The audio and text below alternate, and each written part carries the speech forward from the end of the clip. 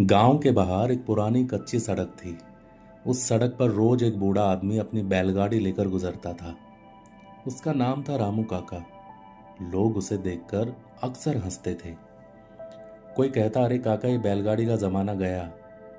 तो कोई मजाक उड़ाते हुए बोलता, अब ट्रैक्टर और बड़ी गाड़ियां आ गईं।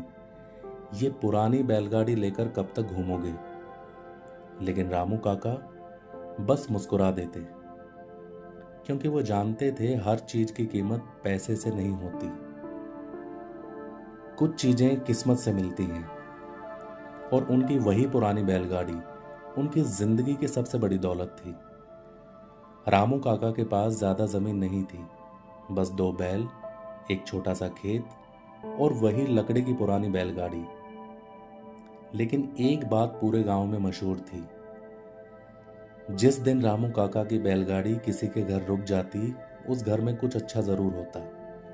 किसी की फसल अच्छी हो जाती, किसी का रुका हुआ काम बन जाता, किसी के घर खुशखबरी आ जाती।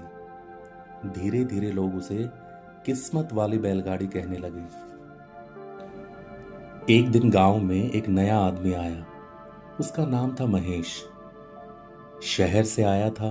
बहुत पैसा था उसके पास। उसने गांव में बड़ी कोठी बनाई, नया ट्रैक्टर खरीदा और लोगों को नीचा दिखाना शुरू कर दिया। उसे पुरानी चीजों से नफरत थी। जब उसने पहली बार रामू काका की बैलगाड़ी देखी तो जोर जोर से हंसने लगा। काका, ये कबाड़ लेकर क्यों घूमते हो? इसे बेच दो, मैं पैसे दे दूंगा। रामू काका मुस्कुराए और बोले, बेटा, ये बैलगाड़ी सिर्फ लकड़ी नहीं है, ये मेरे पिता की आखिरी निशानी है, और इसकी वजह से ही आज तक मेरा घर चल रहा है। महेश हंसते हुए बोला, किस्मत बैलगाड़ी से नहीं, पैसे से बदलती है। रामू काका शांत रहे। कुछ दिनों बाद गांव में बहुत तेज बारिश हुई। इतनी बारिश कि खेत डूबने लगे। नदी का पानी गांव में घुस आया। लोग डर गए। हर तरफ अफरा तफरी मच गई। उसी रात महेश के घर की दीवार गिर गई। उसकी नई चमचमाती गाड़ी कीचड़ में फंस गई। ट्रैक्टर बंद हो गया, और सबसे बड़ी बात, उसकी बूढ़ी मां घर के अंदर फंस गई। महेश मदद के लिए चिल्ला रहा था, लेकिन पानी इतना ज्यादा था कि कोई गाड़ी अंदर नहीं जा पा रही थी। तभी दूर से एक आवाज आई, लकड़ी के पहियों की आवाज। वो रामू काका थे, अपनी पुरानी बैलगाड़ी लेकर।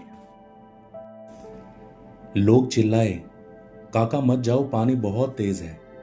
लेकिन रामू काका बोले, अगर इंसान इंसान के काम ना आए तो जिंदगी किस काम की। उन्होंने बैलों को आगे बढ़ाया। पानी बढ़ता जा रहा था, लेकिन बैलगाड़ी धीरे धीरे आगे बढ़ रही थी, क्योंकि वो बैलगाड़ी नई मशीनों की तरह दिखावे की नहीं थी। वो सालों के संघर्ष से मजबूत बनी थी। रामू काका महेश के घर पहुंचे। उन्होंने उसकी मां को बैलगाड़ी में बैठाया और सुरक्षित बाहर ले आए। महेश की आंखों से आंसू निकल पड़े।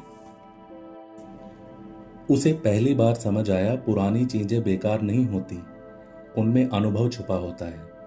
अगली सुबह पूरा गांव रामू काका की तारीफ कर रहा था। महेश धीरे धीरे उनके पास आया। उसने सिर झुकाकर कहा, काका, मुझे माफ कर दीजिए। मैंने आपकी बैलगाड़ी का मजाक उड़ाया, लेकिन आज मेरी मां की जान उसी ने बचाई। रामू काका मुस्कुराए और बोले, बेटा, जिस चीज को दुनिया बेकार समझती है, कभी कभी वही सबसे कीमती निकलती है। और याद रखना, किस्मत पैसे से नहीं, अच्छे कर्मों से बनती है। उस दिन के बाद महेश बदल गया। अब वो किसी गरीब का मजाक नहीं उड़ाता था, गांव वालों की मदद करता था। और सबसे खास बात, जब भी रामू काका अपनी बैलगाड़ी लेकर सड़क से गुजरते, महेश सम्मान से खड़ा हो जाता। धीरे धीरे गांव के बच्चे भी उस बैलगाड़ी को देखने आते हैं, क्योंकि अब वो सिर्फ बैलगाड़ी नहीं थी, वो एक सीख थी, एक एहसास थी कि जिंदगी में हर चमकती चीज जरूरी नहीं कीमती हो, और हर पुरानी चीज बेकार नहीं होती। समय बीतता गया। एक दिन रामू काका बहुत बीमार पड़ गए। पूरा गांव उनसे मिलने आया। रामू काका ने महेश को अपने पास बुलाया और बोले, बेटा, अब ये बैलगाड़ी मैं तुम्हें सौंपता हूं। महेश की आंखें भर आई, लेकिन काका, मैं इसके लायक नहीं हूं। रामू काका मुस्कुराए, अब तुम समझ चुके हो, इसलिए तुम ही इसके असली हकदार हो। कुछ महीनों बाद रामू काका इस दुनिया को छोड़कर चले गए, लेकिन उनकी बैलगाड़ी आज भी गांव में चलती है। जब भी किसी को मदद की जरूरत होती है, महेश उसी बैलगाड़ी को लेकर सबसे पहले पहुंचता है।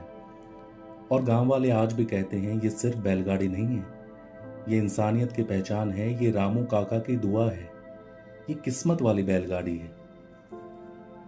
जिंदगी में इंसान बड़ा अपने पैसों से नहीं, अपने संस्कारों और मदद करने वाले दिल से बनता है, क्योंकि असली किस्मत वो नहीं जो हमें मिलती है, असली किस्मत वो है जो हम दूसरों के लिए बनते हैं। Keep smiling, be happy always, take care.